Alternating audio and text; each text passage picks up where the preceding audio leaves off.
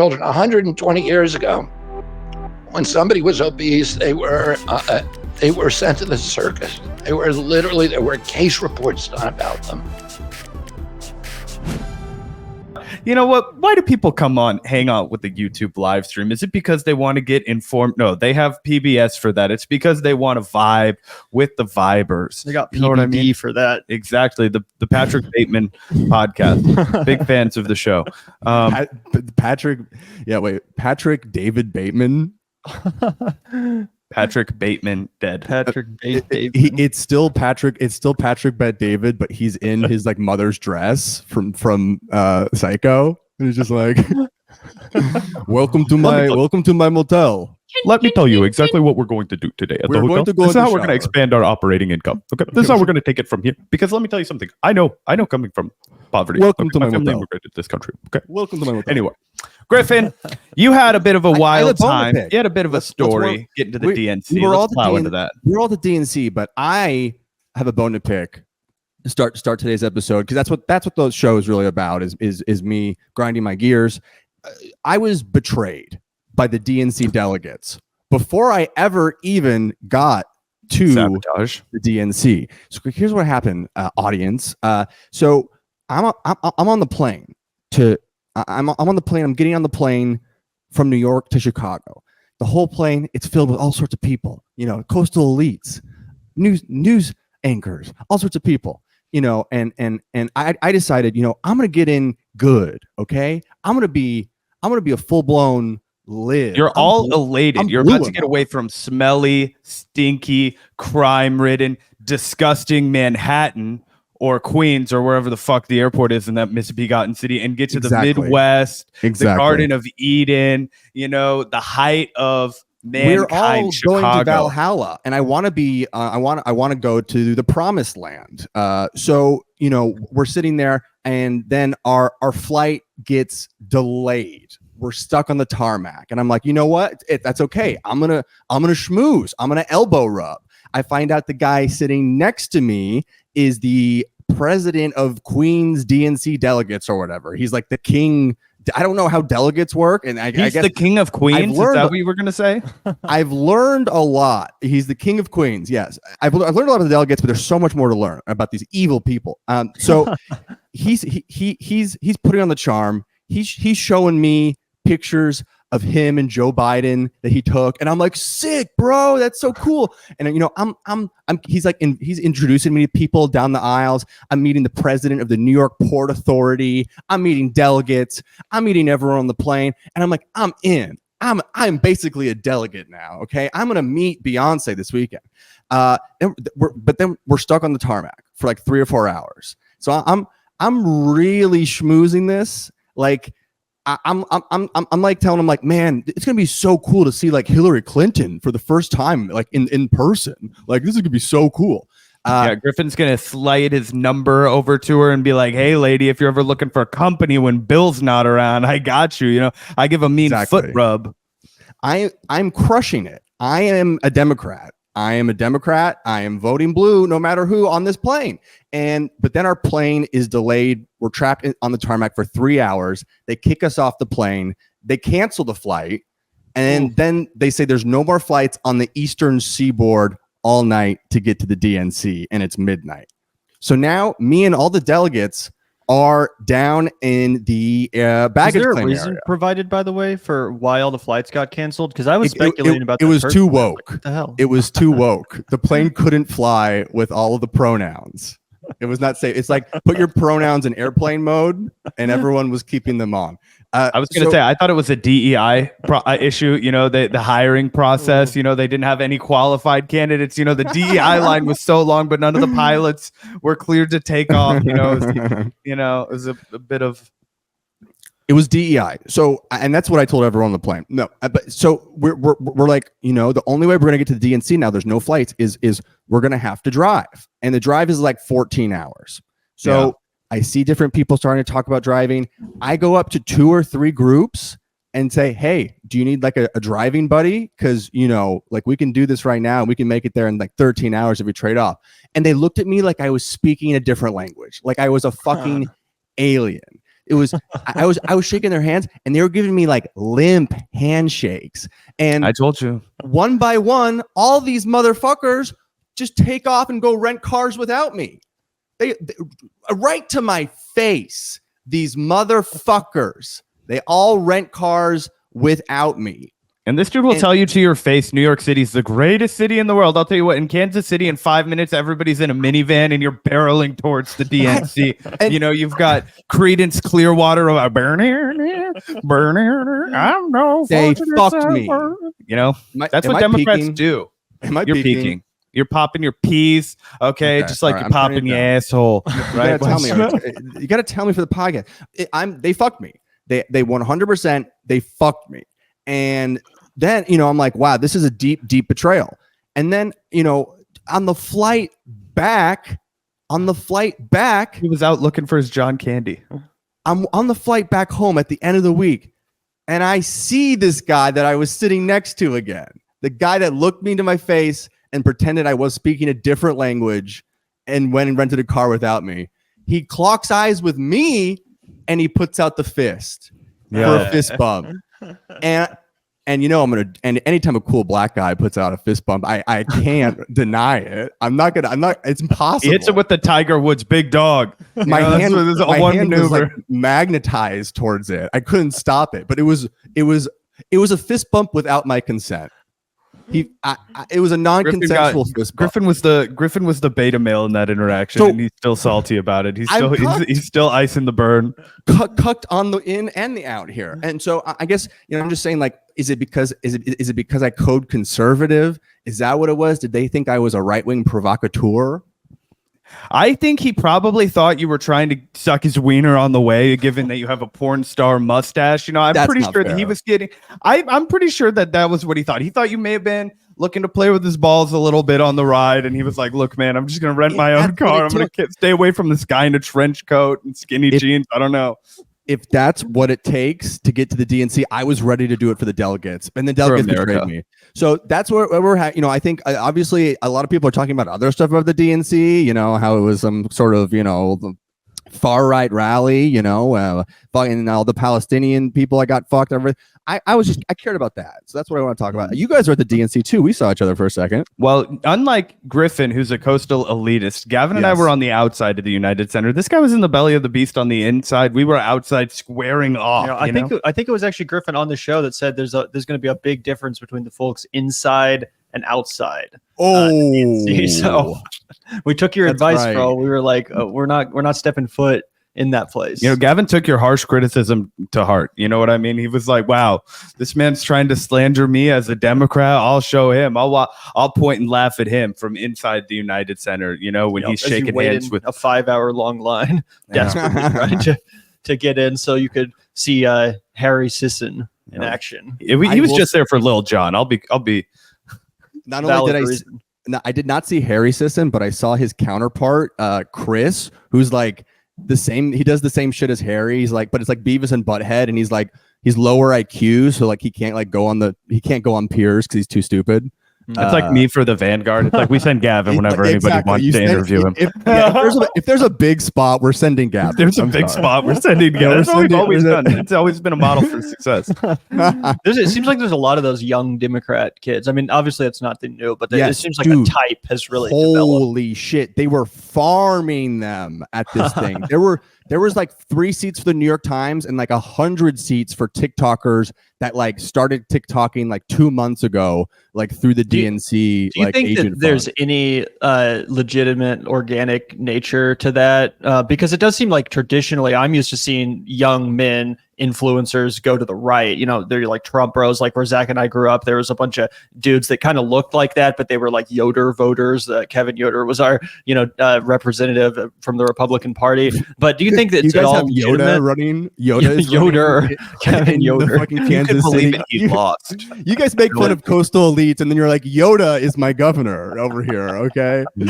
Anyway, do you think the Democrats are literally just paying all these kids off, or is it like, is there really some enthusiasm? I will say on the record, off the record, I have seen lots of receipts showing certain people are their talent agencies are 100% getting DNC payouts. Now I don't know if that's all of them, but the thing is, there's also. But do you make it to that level through organic content, or do you start an influencer and then you're just like a creation of the establishment?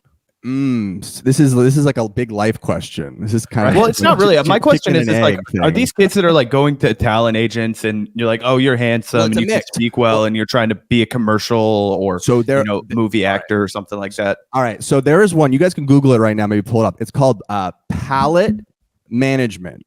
Now, this is a group that 100% hires and like farms out TikTokers to tell everyone that Joe Biden is like is young and full of cum.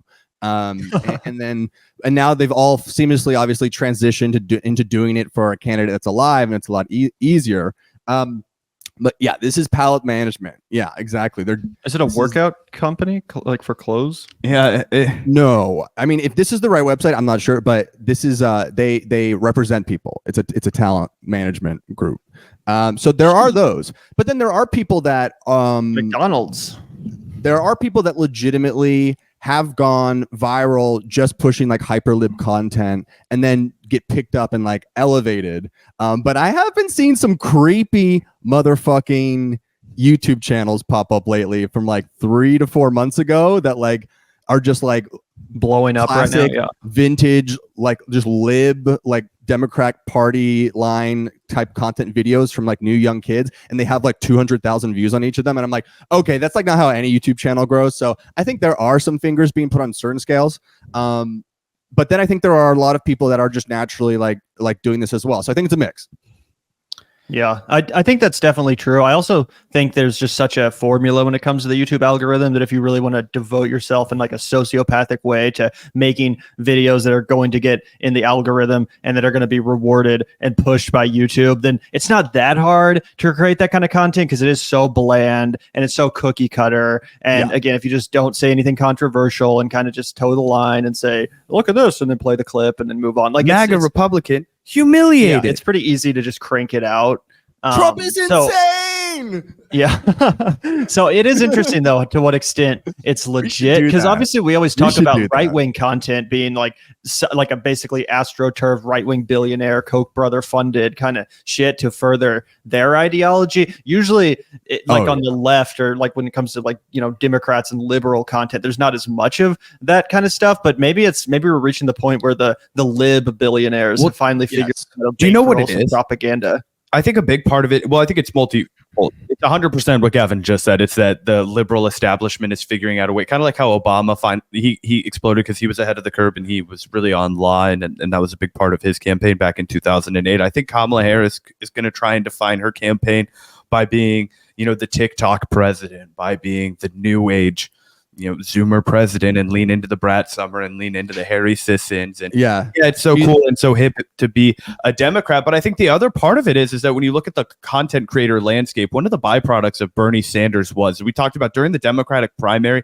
everybody was kind of chasing Bernie Sanders' message. Everybody was running to the left because they were trying to steal some of the momentum that Bernie Sanders had kind of generated naturally, right? Just earnestly by who he was. And one of the things that he really established, and it reverberated into the entire independent media space, was he refused to take super PAC money. He refused to take big money. And any of the content creators that were either trying to poach Bernie voters or were in that Bernie vein, which was much larger and it was a real opportunity at the time, they wouldn't take advertising dollars. They weren't going to take super PAC dollars. It would have been taboo. It would have been gauche. It would have been unacceptable, right? Kamala's not taking a ton of corporate money yet either. Like, they haven't had to take a ton of corporate cash because they're getting so much fucking cash from wine moms and from like the libs have opened up their fucking wallets. It's like $500 million in like but the taboo is gone is all I'm saying. She doesn't have the opposition to it. She's not saying no, it's phony. So these guys like Xander Hall, these guys that are like,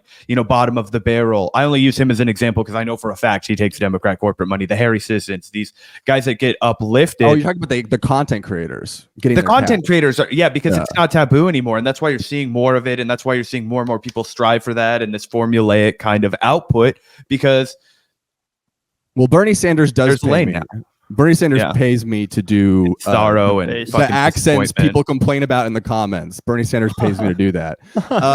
So he pays Zach too. Those comments are all just me so that I can be the only one that does impressions on our show. I've got like 85 YouTube accounts and they're all just to take a shit on Griffin whenever he comes on my show so Gavin doesn't get any ideas about replacing me as the comedian. I'll be like, God, fuck this guy. Get rid of the guy on the TV. So I do want to hear more about your guys' experience with the delegates, but we mentioned Inside Outside, and there was this video going around. I don't know if you guys watched this on the show. I put it in the StreamYard chat here. Of all these people kind of making fun of the Palestine protesters outside the DNC. Oh boy. Yeah, this is a good one here. Let's go ahead and pull this guy up. I'll play it. We played it through, of course. La la la. We can't hear the screams of you. Of course, they're reading off the names of the dead children. All these guys, put the audio on. All these guys were on my plane. Knock the children again. Do it again. 18 years old. 18 years old. Yusuf Hassan. 18 years old. Turn around and join the uncommitted delegates in the protest. Yeah, it's like that Zone of Interest movie for real. It's like it's the McDonald's play place of interest. I mean, I like that one guy who was like he was all like fresh. He had the hat and everything. He was like the Fresh Prince of Tel Aviv. He was like, that guy was actually from Chicago. He got outed. The people, I think it was like the Chicago. I don't want to attribute it to the wrong group. Somebody in Chicago found out who that guy was, and they did some damage to his credentials on social media. The he one was making fun of the people, lampooned. Well, the guy that was like mocking the names of the children. 18 years old. That guy, Fresh Prince. That guy. He got doxxed. I'm pretty sure. So fuck around. That and one find was specifically disgusting. I know, but he lived in Chicago too, so they were like, we know where the fuck. And I was like, hey guys, like Yeah, so there's been a mixture of that, and then like there was this other little, speaking of things that are where you question how much they're paid for and how much they're real or what, but there was like for a couple days there was like a bunch of like black liberal content creators being like, these watermelon folks need to sit down. Like there was this like old black lady that was like, listen, I'm done with the watermelon people. Are we gonna not talk about the obvious like? I know, isn't that funny? It's like the black liberals are against watermelons, and I think hey, that's always been a dumb racist thing, though, right? Like watermelon is awesome, and fried chicken. No, obviously, is really but obviously no. I don't know how it could be a negative. But obviously because of American history, it's just a little taboo to send a bunch of. But anyways, all these black liberal content creators are like, we are mad at the Palestine people or whatever, and I don't know even how much of that was really real, because what's even the implication that all the Palestinian protesters are actually wearing watermelon apparel to like send an anti-black signal of like they're saying that the Palestine protesters are trying to be like, hey guys, Kamala has not changed her position clearly enough on this genocide thing, and they're like, we're voting for Kamala, leave us alone or whatever. It's a little bit of like Elizabeth Warren voters being like, the Bernie Sanders people are being so toxic right now. It's kind of like that vibe, kind of. It's only a few people though. I did see some other people talk about it on old Yemi's stream. Olayemi? Olayemi, yeah, sorry, I said her name wrong. And they actually had a better opinion on it, but yeah, overall it was a very bleak display for anyone that like was looking for a little sign that something might be. Oh yeah, we were talking about that. I think that she definitely made her position frank on that matter. It was a real kick to the nuts, and I think the absolute real last straw for me, one of the things that I did find really, really disappointing was the fact that they didn't let a single Palestinian American even speak at the entire convention. I mean, if you were going to give one little break, just let them talk for 5 minutes and say their piece to the people, say their part, let them have their plea with America. If nothing else, it was, that was the final straw. But as Gavin predicted correctly, if not pessimistically, it wasn't going to bump her or hurt her in the polls at all. It wasn't going to bump Donald Trump and I think that's borne out by the post DNC coverage. Gavin, did you have any polls specifically queued up that we could take a look at that kind of illustrate that? It looks like now we're off to the races here. We can go ahead and take a look here. We've got Harris up by 8 points in a national general election poll. That's even if Kennedy's endorsement is worth the full 5 percentage points, which I highly doubt it. I think it's worth 2 points max. Yeah, my theory about the Kennedy vote is that the sort of people who tell a pollster they're planning on voting for RFK are the kind of people who actually don't even probably show up to vote in the first place. Like, I just get the vibe when it comes to those sort of like distraction candidates, like, oh, I'm gonna consider this. But then when push comes to shove and they realize that, oh, actually this guy's not going to become president, they would have probably stayed home anyway or voted for Trump. I don't think the RFK thing is going to help Trump in a significant enough way for it to matter. I'm interested in your guys' opinion on that. And if you think that, in the coming days and weeks, we will see the RFK endorsement actually show up or register in these kind of polls. But what do you make of this? I mean, you can go first. I mean, I we have some of his like announcement that I had some thoughts about, but I mean, no. I mean, but just your broader thoughts on Kamala's surge. I mean, it seems like there's a small bounce or whatever, but it still seems to be kind of a tight race. 8 points is a tight race to you? I mean, there's like one poll that says that, like, but over the averages or whatever. I mean, she's like obviously surging right now. But I think there's always a convention bounce. So we'll see. The thing is, though, it's almost over. There's like less than 70 days or something. And early voting starts like even earlier. So it's everything's happening very quickly. It's fucking over for Trump, but that's my takeaway. Oh, I agree, man. And I think that Kamala's convention bump might even be larger than your average convention bump, because to a lot of people, this was kind of their genuine introduction to Kamala Harris. I know she's been VP and stuff, but like for a lot of people tuning in, they might have just realized last weekend or whenever the hell the convention was, that's when Kamala actually is the nominee. You know what I'm saying? A lot of people probably that are just totally normie Americans probably turned on their TV and they're like, oh shit, I guess this is really happening. Kamala Harris is the Democratic nominee. Some guys turned on the TV and they're like, Lil Jon is the nominee? Whoa, crazy. Wait, now Stevie Wonder's on the ticket? Yeah. But yeah, I think that, it was a genuine introduction in the way that, like, Trump's convention obviously wasn't, despite their tacky attempts to reintroduce him as a kinder, gentler, more unified figure or whatever.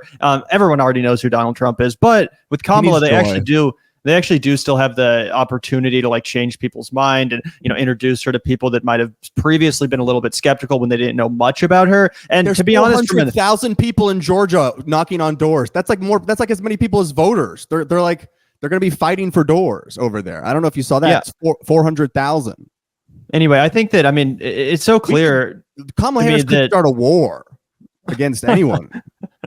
Yeah, I also think that Trump trotting out this RFK endorsement, which we're about to take a look at, I think that this was clearly heavily coordinated to be like his big, haha, now I'm going to steal the spotlight away from your convention in the same way that you tried to do that to our convention when they switched out Kamala and totally stole the thunder of the Republicans. Now Trump's trying to do the same thing. But I think that if he really believes that RFK Jr. is going to represent that sort of a, catalyst for a comeback, he's smoking crack. Well, what's crazy, guys, what's so crazy about this is that Kamala went ahead and ate his lunch with the textbook suburban conservative American. I hate immigrants. I want them gone. I want to destroy the Palestinians and be the alpha males on the global stage. I want to have the cops come out here and kiss our ass. I want to have, I want my kids to be able to buy a home. $25,000 in down payment. That's pretty good. You can still pull yourself up by your bootstraps. That's what Kamala did.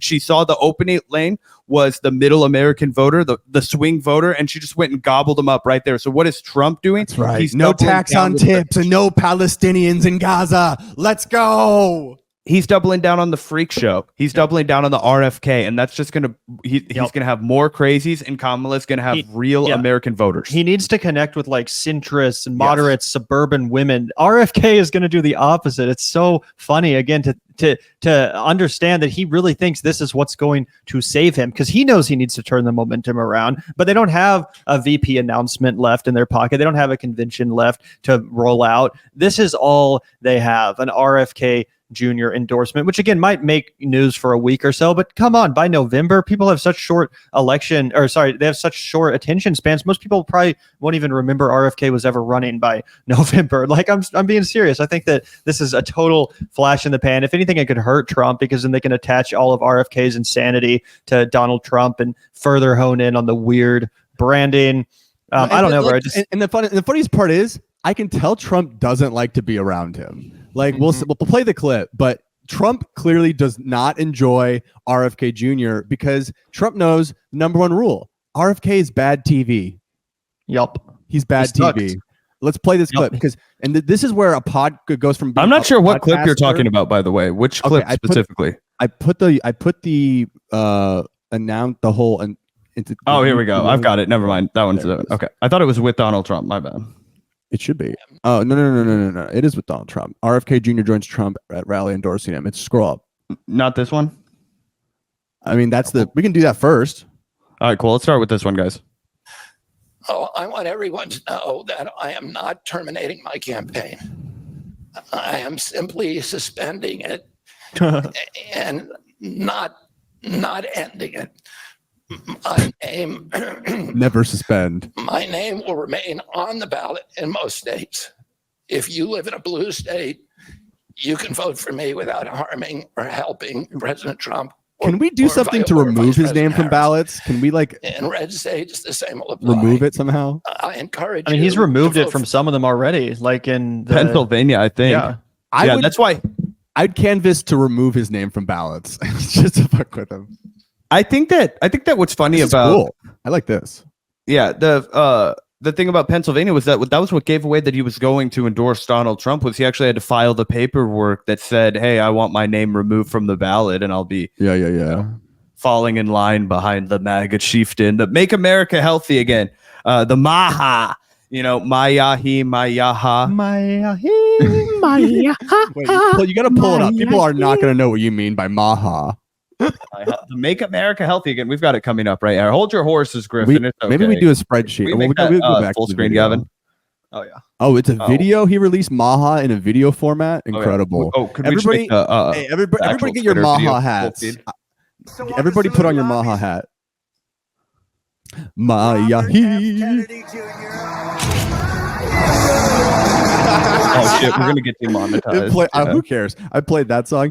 Oh, it's so funny. Oh yeah, we're also on YouTube. Never mind. No, fuck you, RFK. We're not getting demonetized. You're not taking a cent from us. You're not getting our fucking copyright strike. We're saving that for Anthony Fauci. Let's actually. This is triggering me. Let's actually play. This doesn't even show Maha. Here, I'm putting the actual conference. I think it does by the end, but yeah, if there's a different one you want to play. No, there's an image of Maha. All right, we'll do a whole doc next time, so you can click on my zero. Let's see. Oh yeah, sorry. You're all back there on the monitor that normally I would you only have one monitor. Well, I've got two, but you're just full screened on one of them right now. Maha, you're Mahaing. Here, I'm putting it in the chat. Election, I will establish a new independent presidential commission on assassination attempts. Yes.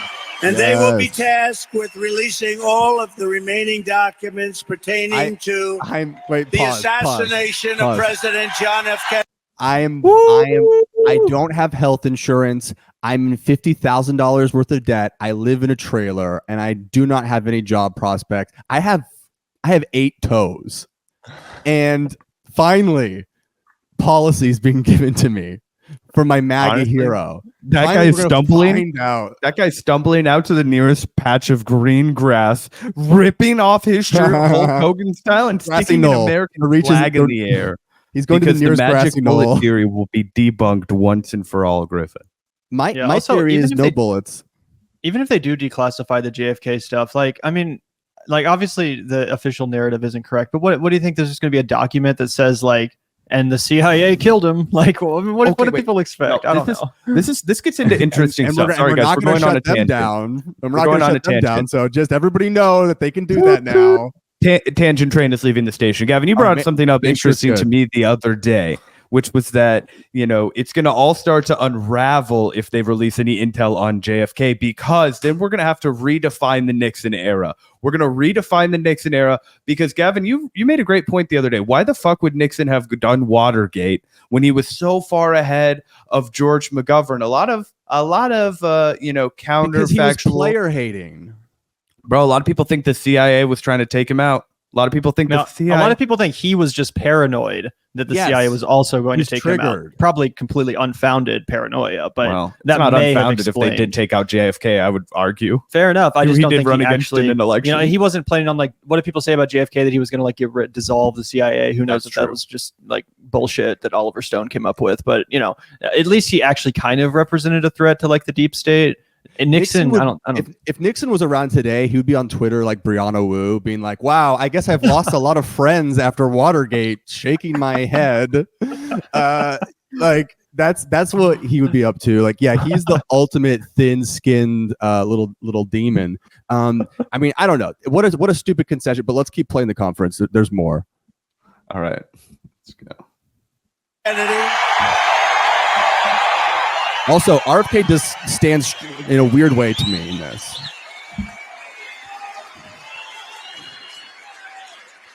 And they will also conduct a rigorous Yeah, they can never figure that out at rallies when one person's just standing there. Last month, but I tell always you, looks I've awkward. never had more people ask me, "Please, sir, release the documents on the Kennedy assassination." Not the ones you're going to court for. Not the ones you're going to court for. The JFK ones.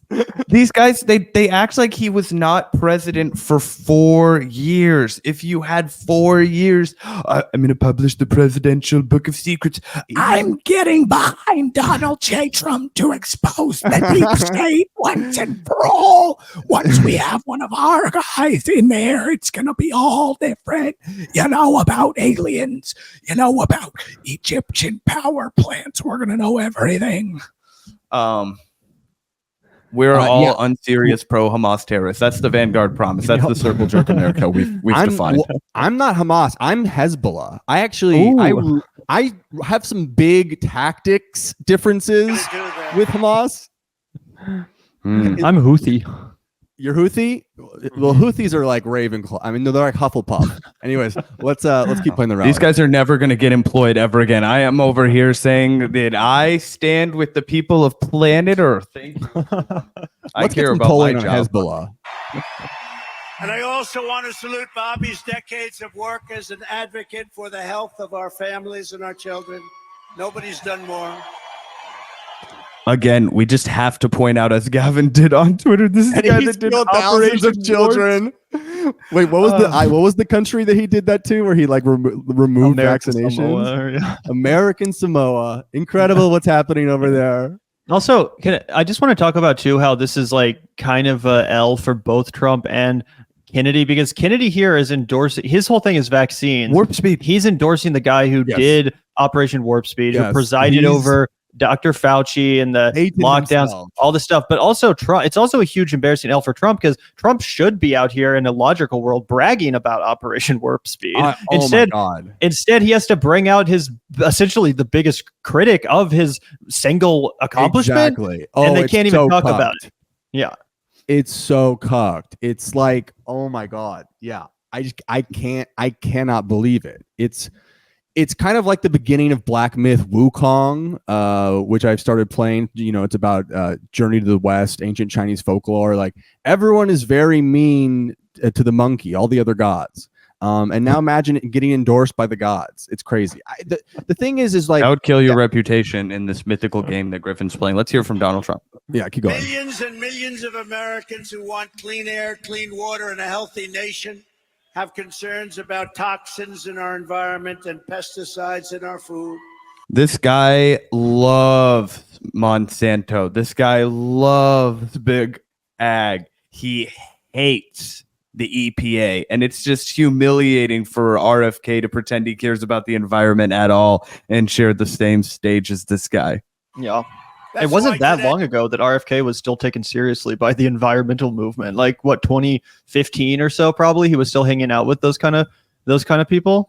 And now he's just sharing the stage with Donald Trump. And you can, say what you want about Donald Trump, but no one can make the case that he's good on the environment. You can't, not even the most deranged Trump MAGA acolyte is going to sit here and try to make that case. Did you guys see the clip that was going viral the other day of the dude talking about how his kids can't pay rent, and Donald Trump just deadpan looks at him and is like, drill, baby, drill, drill, baby, drill. That's your environment guy? The guy who makes everything out of fake gold that's probably going to survive multiple nuclear blasts. Like aliens will find this millions of years later, the Trump Hotel, because it's so toxic to the environment. And then also the fact that they're going to join together to do MAHA to make America healthy. The king of McDonald's cheeseburgers and Diet Coke is going to lead the MAHA movement. I'm sorry, but let's keep playing. Let's keep playing. Let's keep MAHAing. Do we need to put it on the screen? We don't need to do anything. I like the box. It's cool. Oh, what the fuck? It's like we have 2 TVs. Oh, shit. Sorry, guys. How many TVs should we have? I was going to say no less than 4. Make this a Buffalo Wild Wings. Oh, that'd be sick. Immune disorders, autism, obesity. All right. Let's scroll ahead. We want every child in America. Things that separate us. We met a couple of weeks later in Florida, and we talked not about the things that separate us because we don't agree on everything, values and the issues that bind us. I love to just grab them by the pussy, and when you're famous, they just let you do it, folks. I don't even ask. I just kiss. We believe in nannies. We believe in the nannies, the right to nannies. And a settlement agreement, a non-disclosure agreement, a non-disclosure agreement. I agree in honoring a non-disclosure agreement, of course. I didn't spend all that money in my 50s and 60s for nothing. I had political ambitions one day. I also wanted to ask you guys, kind of taking it back to Kamala a little bit. People mentioned, or there was reports that potentially RFK Jr. had actually reached out to Kamala too, and saying, I'll just whoever offers me the better job or something, I'll give you my movement and stuff. Do you think that it was a mistake for Kamala to basically just ignore this guy, or do you think that it actually could have somehow been beneficial for her to try to extend a fig leaf, or whatever the expression is? You know what I'm saying? She could have contracted plague at the White House. He could have killed an eagle and dragged it into the West Wing and started just disemboweling it like a science project on the fucking Resolute desk.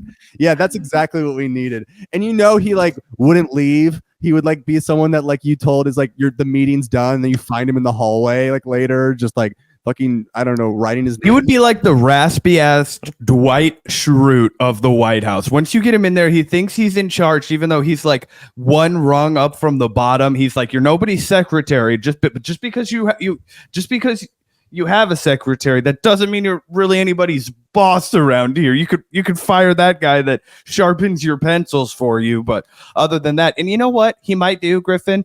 You know what he might do? He might just come out here one day and butcher up a whale's head with a chainsaw. What? That's crazy. Yes, when he's not kidnapping baby bears. I think this whole story was actually planted by Mitt Romney, so people would, look back at his dog on the roof of the car incident with rose-colored glasses. Woof! I never thought I'd say that, but I agree with you. Alternate theory: I think Ben Affleck was involved in this because he's currently dating Kit Kennedy, and I think we got to pull that one up too. We'll get to that in a second. Honestly, what a great way to stick it to RFK. You're you're doing this to Massachusetts, huh? I'm going to make Boston proud. I'm going to fuck your daughter, huh? Yeah, you thought I was done with young Jenny from the block? Get the fuck out of here, huh? Yeah, and I don't view women as sexual conquests, okay? I don't view them as something that you can win at, Zach. Well, just kidding. That's where you and the Kennedys disagree. Her dad's career focuses environmental law, and growing up, Kik had all kinds of astonishing encounters with Mother Nature.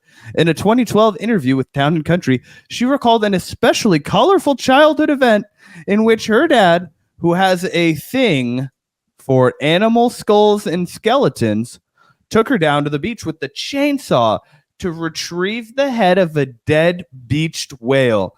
They bungee corded the head to the roof of the family minivan for the 5-hour haul home.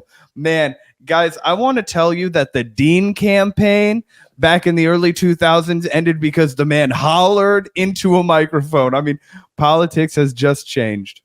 Yeah, it's fucked up. I mean, you didn't even get to the good part though. We got to read the next. Every time we accelerated on the highway, whale juice would pour into the windows of the car, and it was the rankest thing on the planet. Kick said. We all had plastic bags over our heads with mouth holes cut out. We're looking like the strangers, like from the horror movie. Wait, I'm almost done. Sorry, I read slow. I can't read. Oh, now you're reading. Oh, you're reading from our screen. Gosh, I thought he was pulling his own weight for once. And people on the highway were giving us the finger. Yeah, that's normal, day to day. Yeah, he's like if Noah had to like bring all the animals to the ark, but instead he just like did very strange things to each of them. Like he's had a bad encounter with every animal. Yeah. Speaking of Kick, who's apparently RFK Jr.'s daughter. It's kind of an interesting name. It sounds like Sarah Palin's kids or something, but either way, I'll let that go. We did briefly mention this. This is a great 1-2 punch, by the way. So let me pull this one up and then follow it up. Ben's new sidekick. Ben Affleck has been hanging out with RFK Jr.'s daughter, Kick Kennedy, amid Jennifer Lopez split, according to a source. So here you can see that apparently hanging out with RFK Jr.'s daughter, potentially dating her. Then we get this piece of information. According to a source, Ben has a darkness to him that no other person can fix. Oh, Lopez really? Wait, shocking. An A-list celebrity is very odd and not human anymore. Crazy. Man, it's so funny. We don't get a ton of celebrity customers that come through afterward, but one of my homies had a regular from their other job that we just hired. And Paul Rudd, I guess, came in there all the time. And apparently I thought Paul Rudd would be one of the normal celebrities. And once I found out that even Paul Rudd's kind of a psychopath, I was like, none of them are good. If even Paul Rudd sucks. Apparently Paul Rudd is rude as fuck if you catch him as his waiter when he's catching a KU basketball game. Damn, and I always kind of thought Paul Rudd was like the less sociopathic Ryan Reynolds or something, kind of the normal dude, but actually more chilled. But I mean, yeah, makes sense. They're all gone. To get to that tier. He's a top Democrat donor though, so don't worry, we forgive him. Yeah, and anyway. He's looked young for too long, so something's up there. Yeah. But yeah, wait, what he are we doesn't talking just about? play Dracula in the movies. Yeah, RFK. So now we have the whale scandal on top of the bear scandal on top of the dinosaur. He's just been following along all the hits on television. First it was the bear, then he wanted a little bit of Oscar bait. He was like, how about the whale? Shark Week. Yeah, Shark Week's coming up, all right. This guy's he's still plugged in. He watches the Discovery Channel analog, old school. He's still got the satellite dish hooked up. I'll reveal a shark story. Each day of the week, it's Shark Week. Honey, don't touch my TiVos. No, that's not what he says. I don't help delete my stories. I was looking for it. Damn it. I told that lady she's gonna real get it next time. I swear. I mean, so ultimately, my theory is that J-Lo leaked the whale story to get back at Ben, who's dating Kick. That is the twisting tale. And that's something that I've been telling people on the street. I've been grabbing them by the shirt and saying, J-Lo did it to get back at Ben. Yep. Guys, I don't know if you know this, but Griffin's entire leftist origin, it began I'm not a leftist, okay? Peter Thiel taking down Gawker, which was Griffin's one dream. He had one dream as a kid, as a little boy scrolling around the early internet. I'm a Hulk Hogan Democrat. He was a Hulk Hogan Democrat. He wanted to move to Manhattan and have the career of his dreams. Who farted at this popular restaurant? That would have been Griffin's scoop. Okay, he would have been like, oh man, both of these guys were spotted wearing fake Versace. Guess where? That would have been Griffin. But instead, he has to slum it with folks like us because, that beloved blog is no more. Gawker? Yep. Oh, they're making a movie about that with Ben Affleck. That was the whole idea. Oh, I didn't know it was with Ben. Okay, cool. I'm pretty sure Ben Affleck's funding it with Matt Damon. Well, he's got that was the whole through line to my joke, Is Griffin. he playing Peter Thiel? It's not as funny if I have to explain it. It felt more like a Wikipedia entry, is what you said. I didn't. Anyway, Griffin's not familiar with setting up the scene. Exposition. It's what people come back for. You know what I mean? It's about the atmosphere of the restaurant just as much as it is about the dining. You know what I mean? You can get a steak anywhere. Why are they coming to your restaurant? You know what I'm saying, Griffin? I'll eat a steak in the dark. It's about. So we got a few other stories here. Do you want to take a look at Trump coping on Truth Social? Yeah, hold those up. In regards to. Let's walk our way off of the Trump stuff. Yeah, with that one. And you guys did the donut thing already, right? We did the donut thing, and we compared it to that one restaurant that Gavin knew about in Omaha or Nebraska with Tim Walz. He goes in. Yeah, Runza. There we go. Anyway, let's take a look here, guys. Did you guys have fun at the DNC? We had a great time, bro. Make a lot of memories. Yeah, it was chill, dude. Anyway, we took a look at some actual polls from a second ago, taking a look, at the data showing Kamala in the lead, but other polls are not being reported on by the mainstream media. We're untucking the polls right now. Yeah. And this one was posted again. I always have to remind people, this is on Twitter, but these are direct from Truth Social posts by Donald Trump. This isn't just some random Republican making these posts. This is straight from the horse's mouth. Donald Trump himself unironically posting these kind of polls. This one's from Elon Musk. Again, just a straight up, as he even admitted by Elon Musk, a super unscientific poll. Who would you vote for? Trump 73, Kamala 26. And then Zach, if you want to make us a little bit smaller, you can see the response here, the one hand curated by Trump.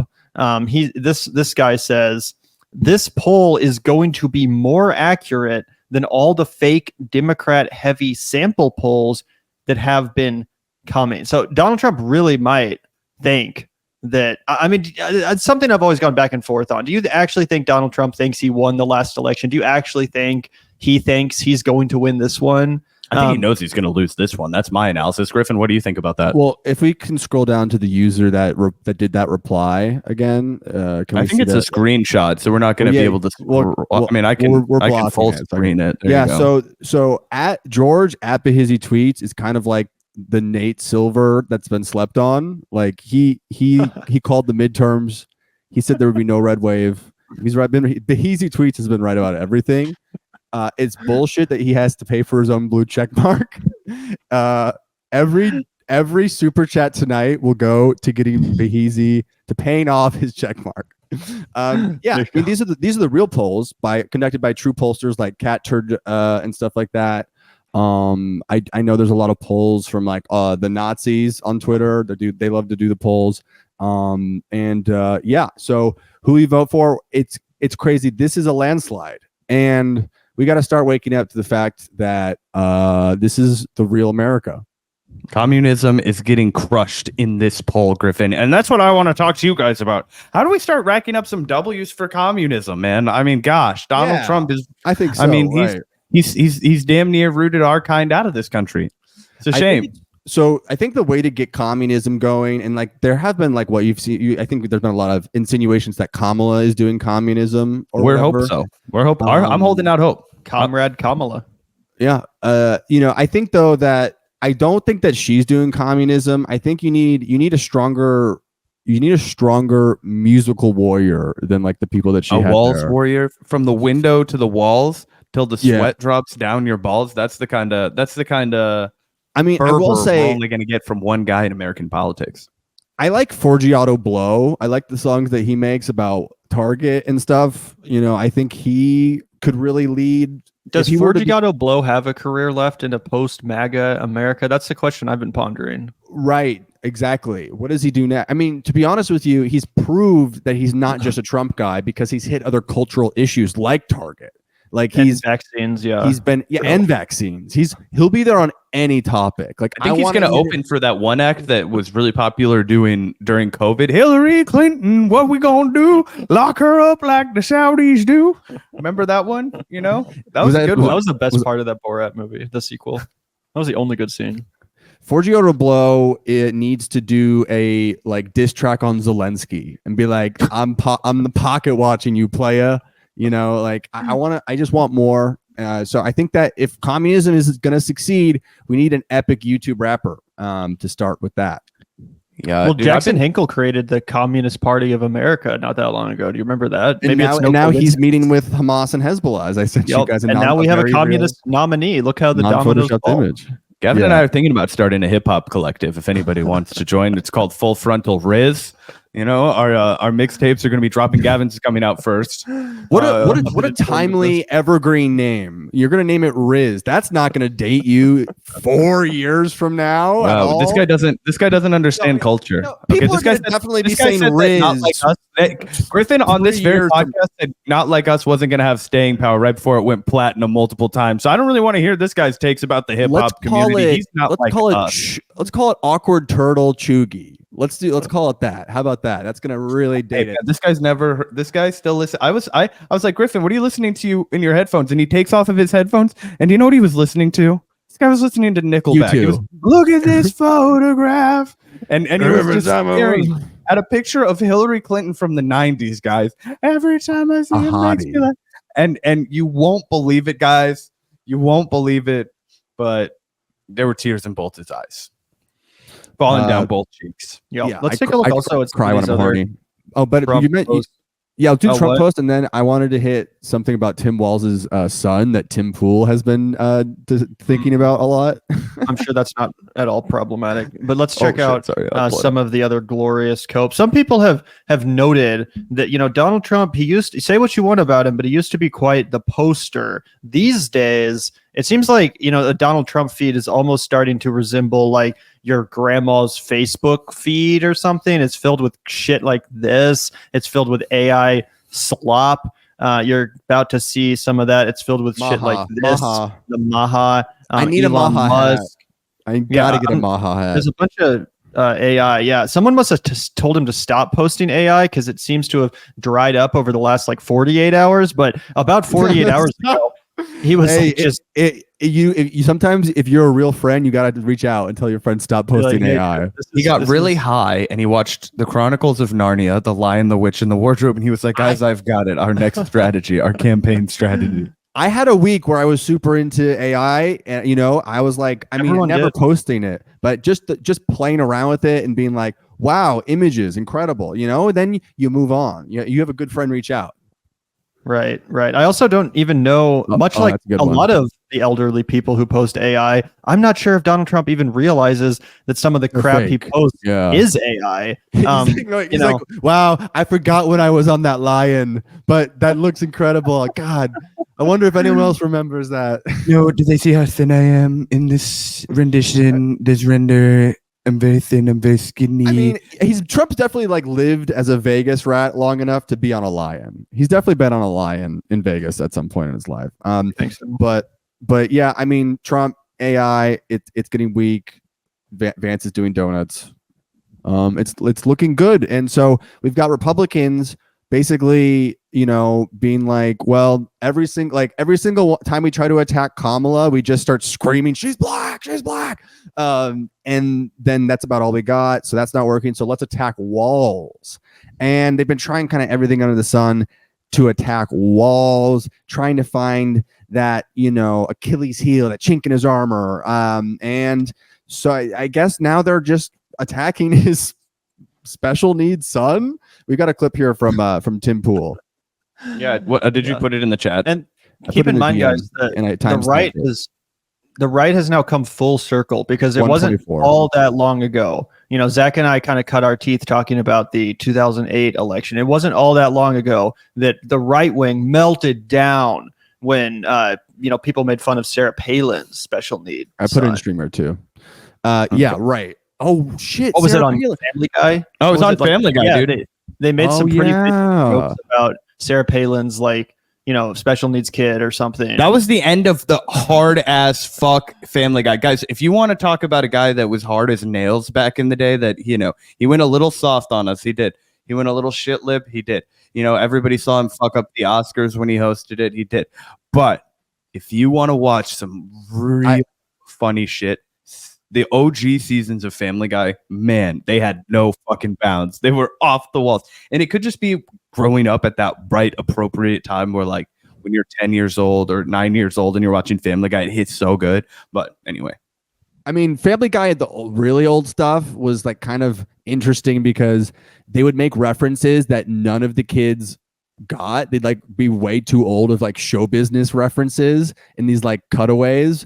It'd be like, and then like the kids would just be like, ha ha ha ha, I'm 10 years old. I have no idea what they're talking about. But then like the chicken would fight him and that would be epic. That's exactly, yeah, and that's how most people processed it. So I but I guess a creative genius, but it was anyway. A real I know it's like not that important to do the whole hypocrisy burn thing. Like, who gives a shit ultimately? But it is crazy. Again, like Zach and I, that was the first election we ever really talked about. It's still pretty vivid in my mind, seeing Republicans freaking out and pearl clutching over the attacks and the humor directed towards Sarah Palin's kid.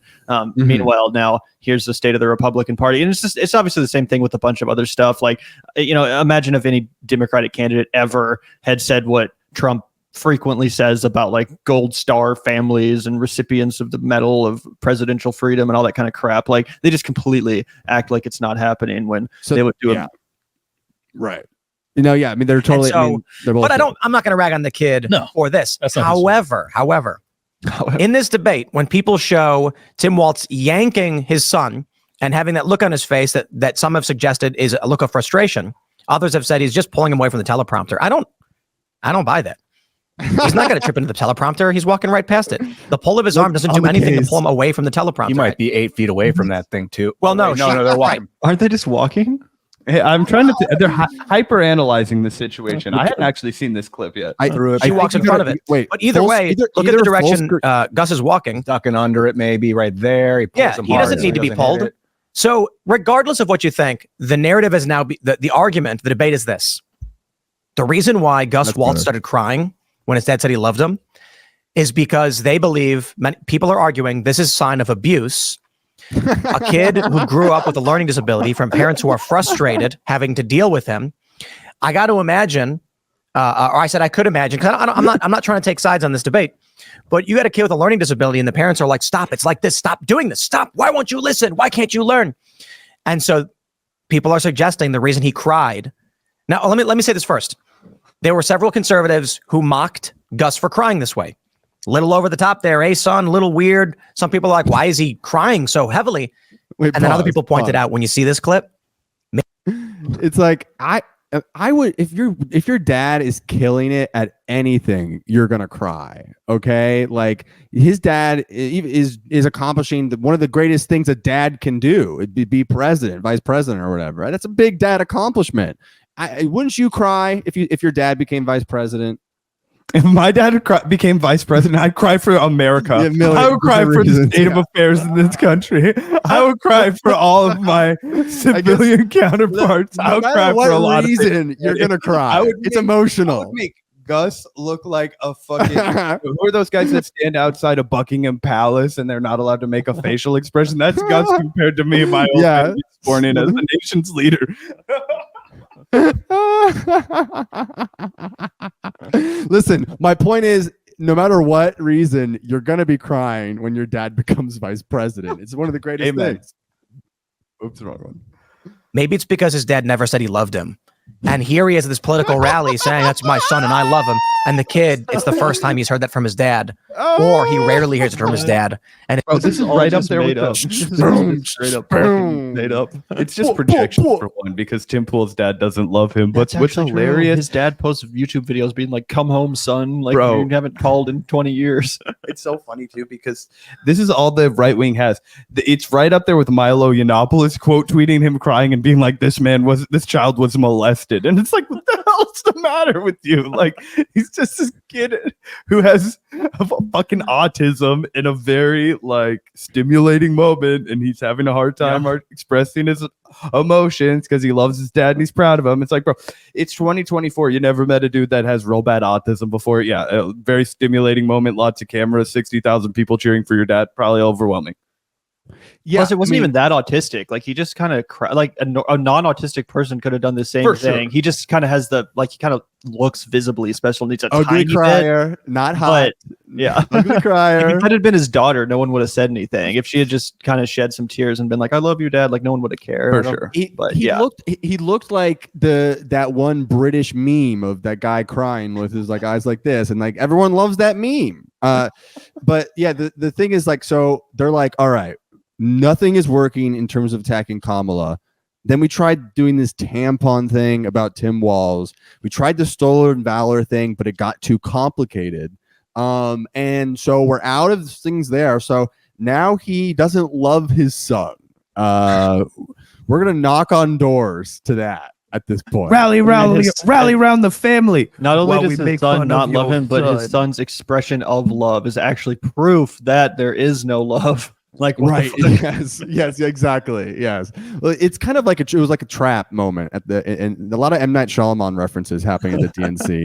But yeah, so I almost like want to get in the lab and try to think about what I would do if I was running the Republican like attack ads on people. Like I might say that Tim Walz loves his son a little too much. I don't know. Like I'm just trying to find something. A bunch of pictures of Tim Walz and then video of Tom Brady, and they'll be like, "Look familiar?" Yeah. You like do a hypercut like of them like Tom Brady like kissing his son, and at the very end you put Walz's face like superimposed on I remember when that was a big It's really shitty. His wife it is looks like French, shit. so he kisses his kids on the lips.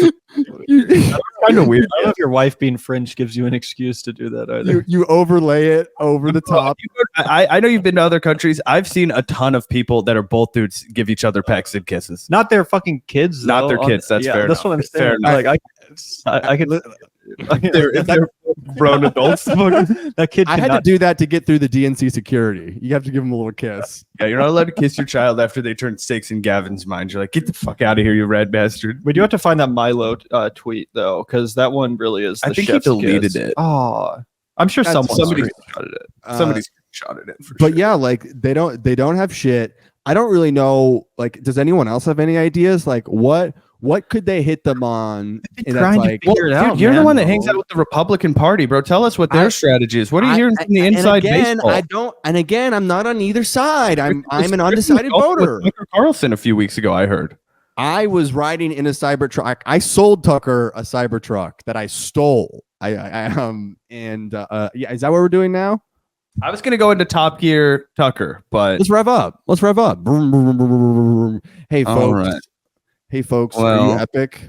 Do you like Cybertrucks?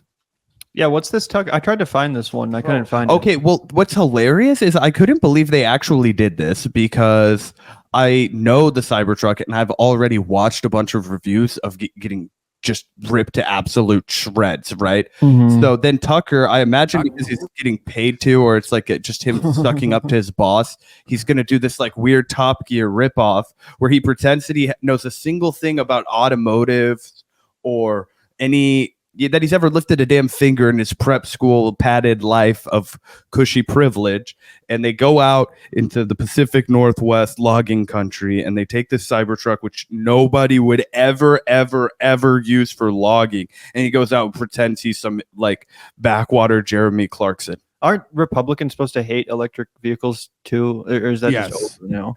I think that's probably part of the. They made electric vehicles look fucking retarded, and now they're all like. That's why they all hate. You remember when it was? Remember when it used to be big to make fun of people that drive Priuses? Yeah, it was a whole thing, and for a while, electric vehicles in general, like Elon Musk and Tesla, used to be looked at as like a lib kind of status symbol, right? Like to have a Tesla, that meant you were like the ultimate like environmentalist, or you were in a hip hop crew. Jailbreak the Tesla, if you know, you know. Anyway, let's take a look at this.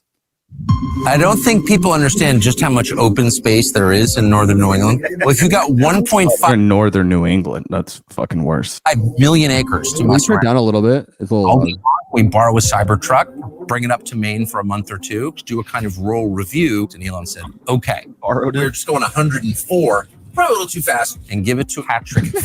I'm drinking. Trucker carpenter works diesel engines in the first Gulf War and just turn them loose with this thing. We're going up to meet the Irish family. Okay, and so that is the version that Tucker shows you. I'm pretty sure they broke the damn If you skip to the middle, they get stuck in the mud. In the same video. Yeah, I mean, like, so, like, is he just doing sponsored ads now? Like, oh, it's just sponsored ads. Yeah, he's just doing lifestyle stuff. I mean, there does seem to, like, for like how much I think conservatives say that, like, liberals all kind of like think the same and do whatever the MSNBC tells them. It seems like every Republican only has like 2 hobbies, and it's to like get a Cybertruck and like take Zins, like do a lot of Zin packets. Like that's you forgot about the Budweiser, Shani. Yeah, okay, but no, they're not even doing that anymore. They're doing these weird like craft like light beers,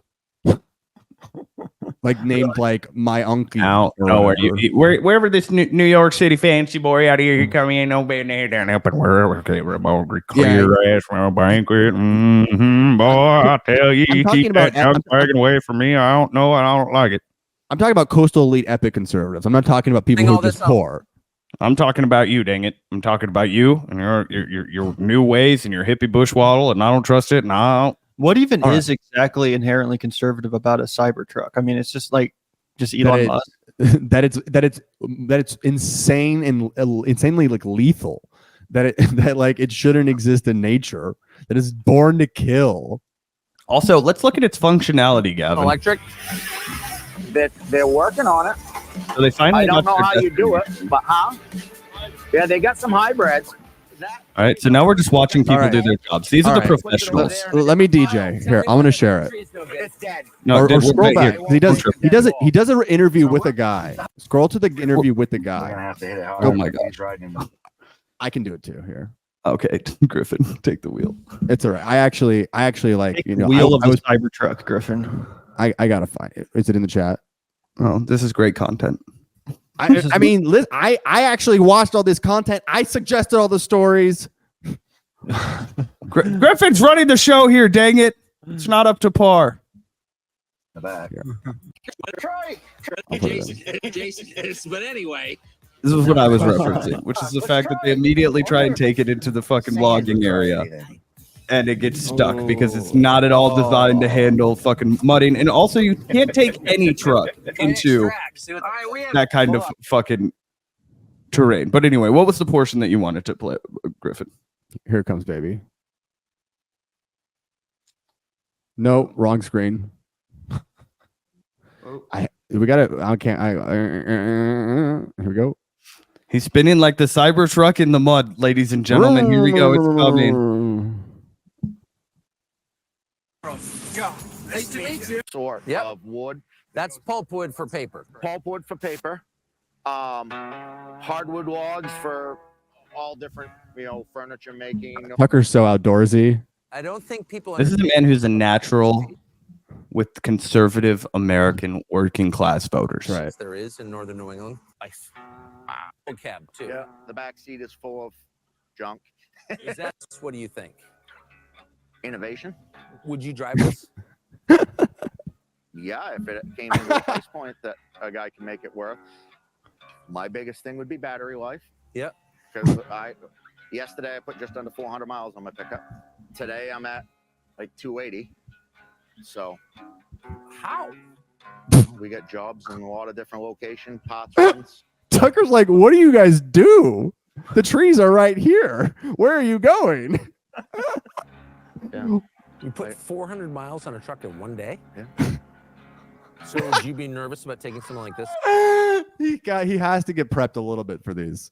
Why are they trying so hard to sell these like logger people on a Cybertruck? I feel like the key demographic for a Cybertruck is not actual hard-working Americans that need a haul crap around. Like it's clearly like a kind of a novelty vanity piece just as a car. Like what are they even trying to prove here? It's part of the branding. The problem is that they have always attempted to advertise these to conservatives when every element is designed for your Starbucks sipping liberal. But all they've done is try to trigger the libs instead of like make the libs like them. And it's the dumbest thing. They're going to their totally wrong audience.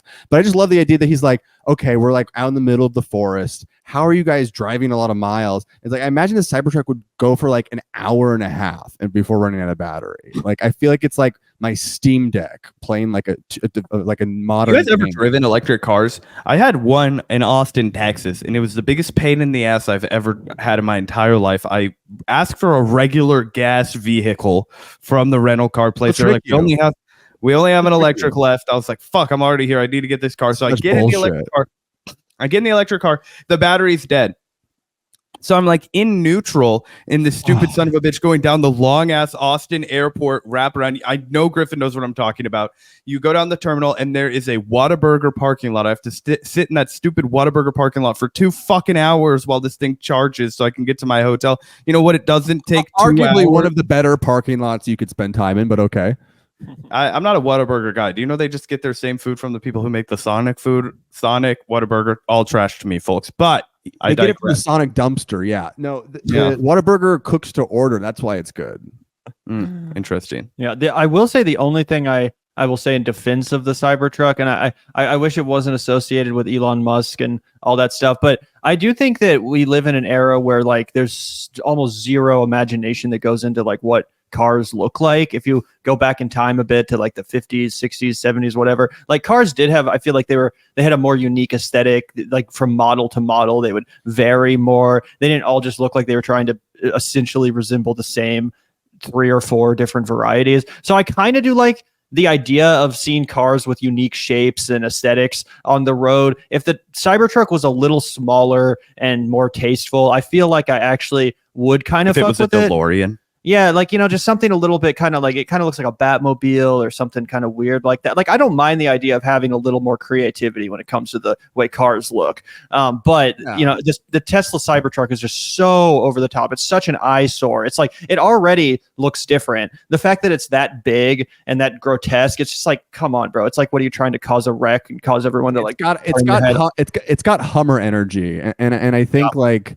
and I think like the Hummers the Hummer looks cute in comparison to these things. It's like I would drive a Hummer before I would drive one of those things. Zach, for will sure. you keep the 8 miles per gallon? Will you keep the video up? I like up there. I got a few words for sure. I don't know that yet. Can we raise the volume on that a little bit? Yeah. There'd probably be some goofing because of the looks, but we got jobs in a lot of different locations, parts runs. Yeah. You put 400 miles on a truck in one day? Yeah. So would you be nervous about taking something like this into the woods? I don't know that yet. Like you roll up in this thing, what's the reception like? He wants to give Tucker, he wants to have a fun time with Tucker. And Tucker's like, can you help me sell this car so my friends will like me? And he's like, man, people are going to make fun of me for this. Yeah, Tucker literally has become a car salesman. Wow. He's literally a car salesman for a car that they didn't even give him. They borrowed it. But I don't know. If somebody looked it over and see some of the innovation in it, but Maine is still a hard place for EV vehicles, for people to get used to that. Yeah. So and also, what even is the innovation? The fact that it looks like that, like, it's got a computer in there, Gavin. You can watch your Netflix when you're filling it up with electricity. So let's see this mud puddle here that they get stuck in that I think a Toyota Camry could get out of. Epic. It looks like there's no tread on those tires already, by the way. Look at those bald ass fucking tires. X is loading. And X is what you get. Why would they even send it here? You know what I mean? Its limitations. Well, they're trying to prove that it can do anything. It just can't do those. But I've already seen a million videos like this of this being proven to be impossible. So what do they think? It's like, I don't know. Those were just left wingers, don't know how to work with their hands, get their hands dirty.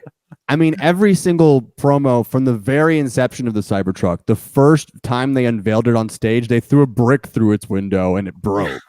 Like every single. Was it one of you guys that was telling me you think they did that on purpose? That was me. That's my theory. Gavin I think they yeah. intentionally staged that to get attention and to get people talking about the stupid thing and like trend on Twitter and stuff, which totally succeeded. I would never give them that level of respect or like assumed intellect, assumed planning on everything. After like they are the king of rake stepping, so I don't even know why he would do that. Man, it is funny how far Tucker's fallen too. Like, I feel like everyone when he got fired was like, Fox News is gonna never recover. They're gonna regret this and all this crap. And now Tucker's doing this. It's kind of the same thing with Candace Owens. Like, I mean, now she's just out here going full anti-Semitism, talking about like how mystical Jews are trying to turn us into pedophiles, or like all this crazy shit. It's like, damn. Sometimes when the establishment network fires you, they really do have the power to just make you into an irrelevant fucking nobody. Not that Tucker's a nobody, but you know what I'm saying. Like, this is a fall from grace. I don't think anybody between can deny this it. and the trip to Moscow and interviewing Obama's ex-gay lover. It's like, I mean, that was fire. That was sick. He would have done that on Fox. Like, let's be real. He would have. That had that Fox magic to it. It would have probably had more fanfare if it had been a Fox exclusive interview.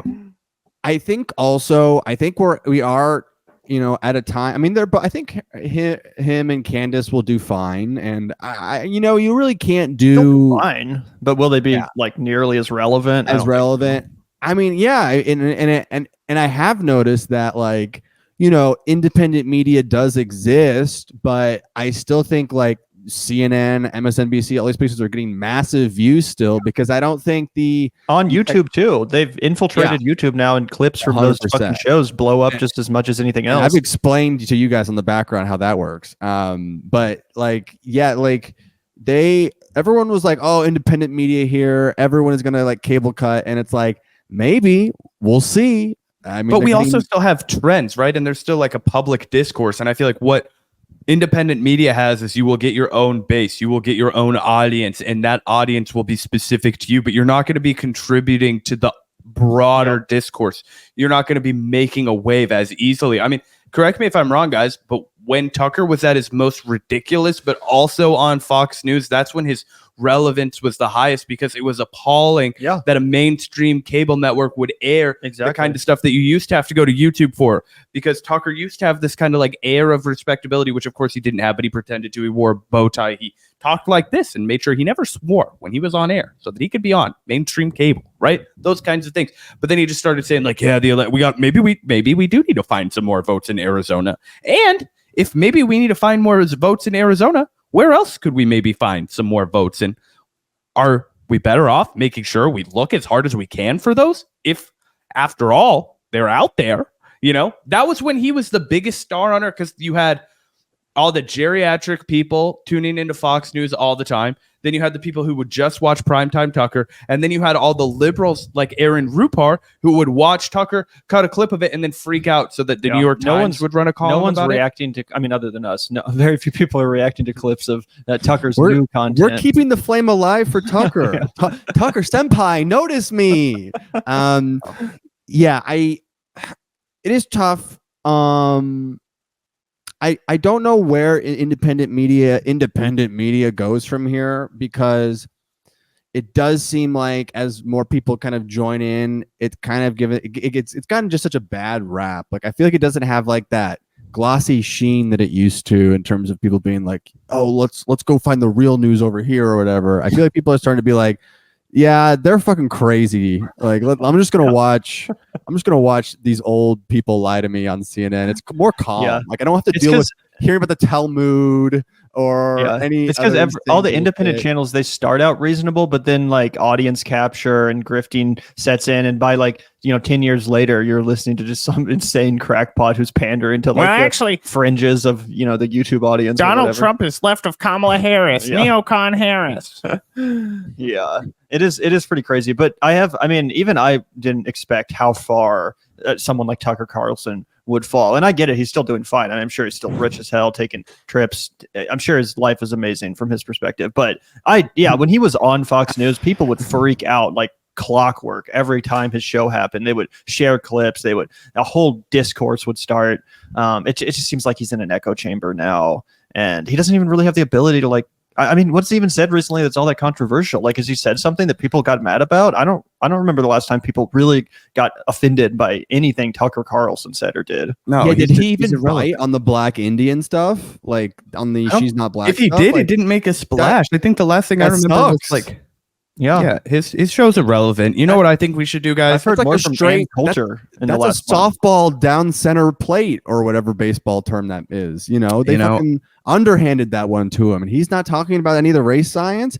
Is he just old now? Can he not get into it in the same way? Because you do see there's always a younger and crazier guy willing to say that stuff, right? Here's how you handle Tucker at this stage, Mace. At the end of the day, you know, a horse can only run a race for so long. And what do? When it's no longer able to compete, you take it in the back and you shoot it in the head. This is America. We don't do that to political commentators. But I did have a second plan. I'm going to put it up for vote with you two fine folks. What if we put Tucker Carlson in a Boeing aircraft and launched him into outer space, left it up to his own devices to see if he can find a way back home? That seems to be the pickle that some fine folks at NASA, you know, the National Aeronautics Space Association, that seems to be the conundrum they found themselves in. Griffin, do you want to tell the people a little bit about that? Yep. NASA, run by the Democrats, total disaster. What's happening with these astronauts? When I was president, my astronauts got home.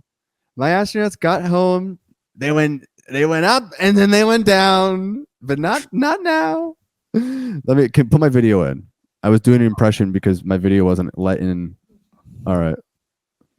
So there's two astronauts stuck in space, and what is Kamala gonna do about it?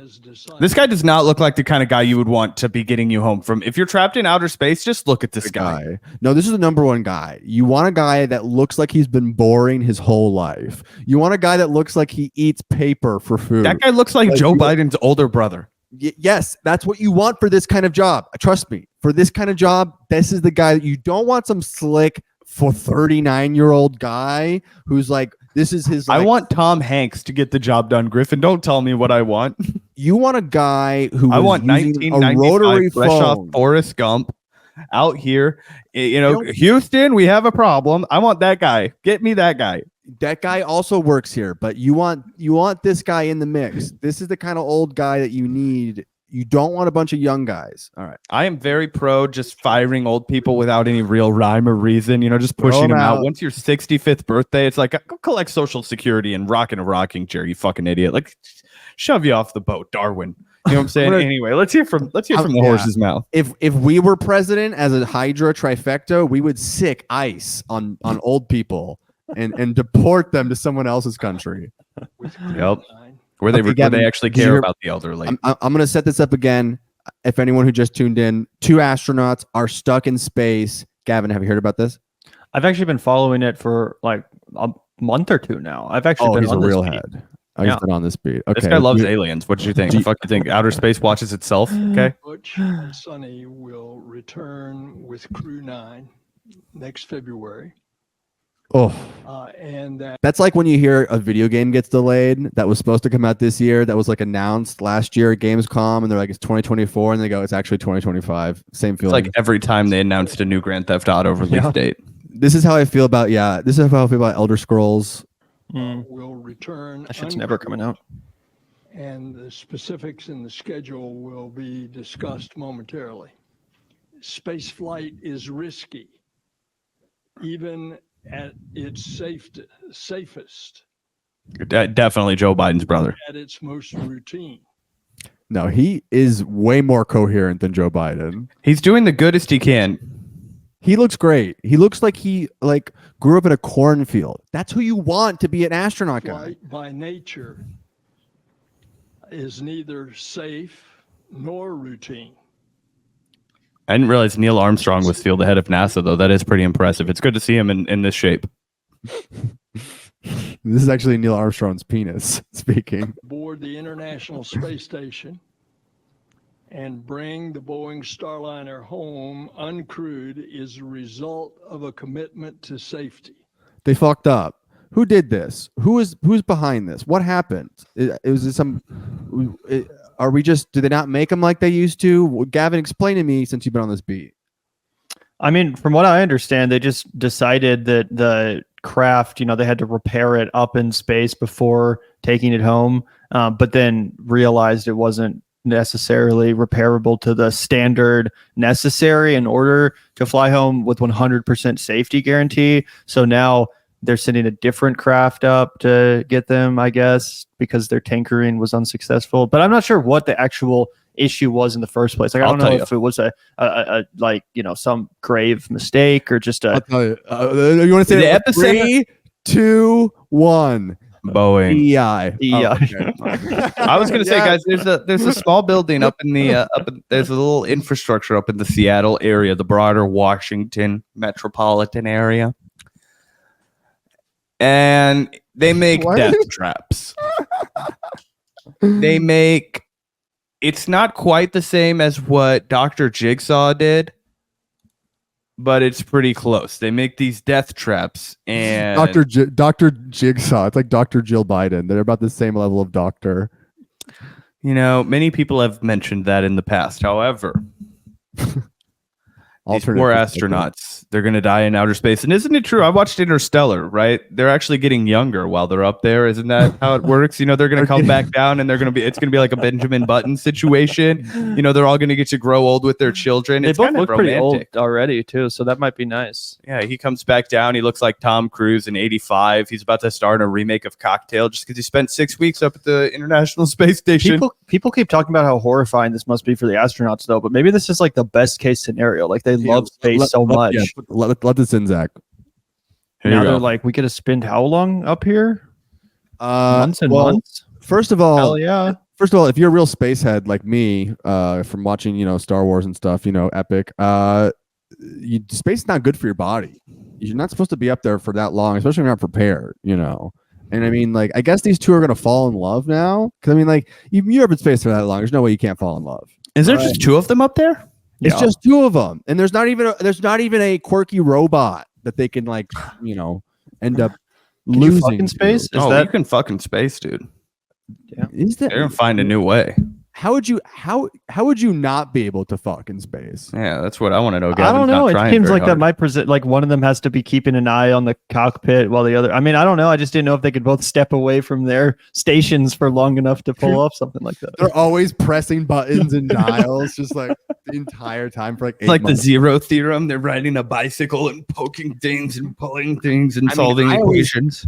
I always thought they were having sex with the robot assistant that was on all these ships or whatever, but I guess no robot. They can get robots on battlefields. You can see robots at 7-Eleven, and you get robots delivering food on the street, but no robots in space. I am starting to wonder too, like what, like I mean, I'm not anti like space exploration and stuff, but it does seem like it's been a while since we've really done anything all that meaningful as far as like space missions, like. All right, so we have a few space stations now. People go to them. We spend a shit ton of money to send them there, and then they get stuck. But like, what is really being accomplished? I'm not anti-science. I know that there's like legitimate breakthroughs happening. Well, but like, what's the goal? Are we trying to get to Mars? Are we trying to, you know, colonize the universe? Are we hoping there's like fucking minerals on the moon that we can trying to live long and prosper? We're trying to. I've been hearing about minerals on the moon since I was like 6. I'm like, is that going to happen or? We're out here. I'm gonna say I think there's water on Mars. I think they found it.